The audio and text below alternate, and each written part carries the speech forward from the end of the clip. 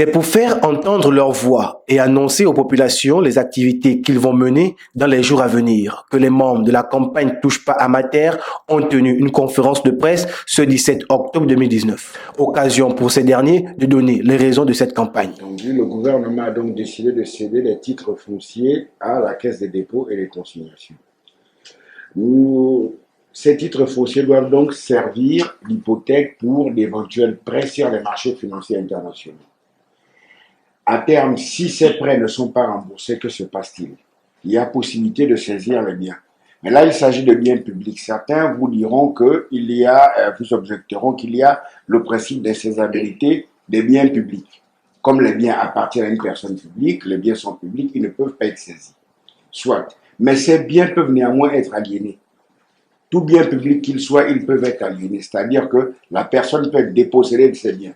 Donc, on peut se retrouver dans une position où, parce qu'on n'a pas pu honorer les échéances du crédit, celui qui avait prêté l'argent, donc le créancier, va au tribunal et le tribunal oblige à vendre le titre foncier de force. Donc, on met le titre foncier en vente aux enchères. Du coup, l'État perd ce titre foncier-là et il se retrouve entre les mains du plus offrant.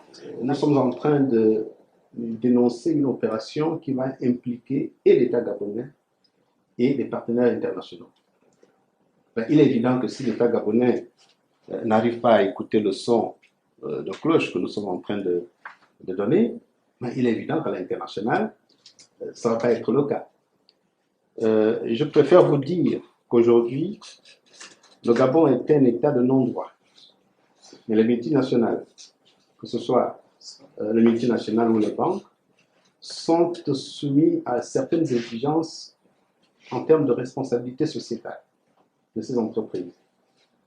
Par exemple, en Europe, vous avez la directive européenne sur la responsabilité sociétale des entreprises européennes.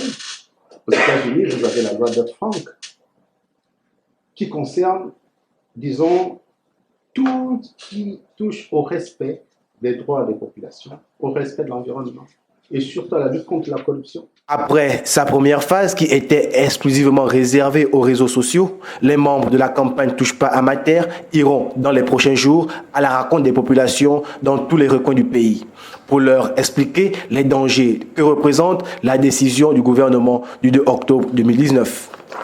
Nous avons d'abord demandé au gouvernement de s'expliquer.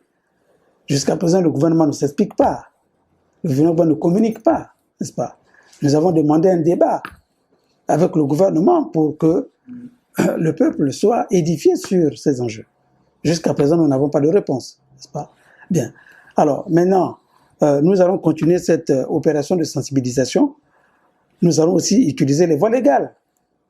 Nous allons certainement saisir un certain nombre d'institutions, n'est-ce pas, qualifiées pour connaître, n'est-ce pas, de cette situation.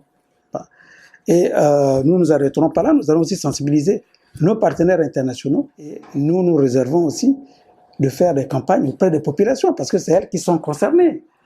Nous allons sensibiliser les populations pour leur montrer les risques qu'il y a demain, certainement dans un avenir proche, les risques qu'elles courent de se voir déposséder leurs terres. Pour rappel, le gouvernement avait adopté en Conseil des ministres du 2 octobre 2019 le transfert des propriétés foncières de l'État à la Caisse de dépôt et de consignation.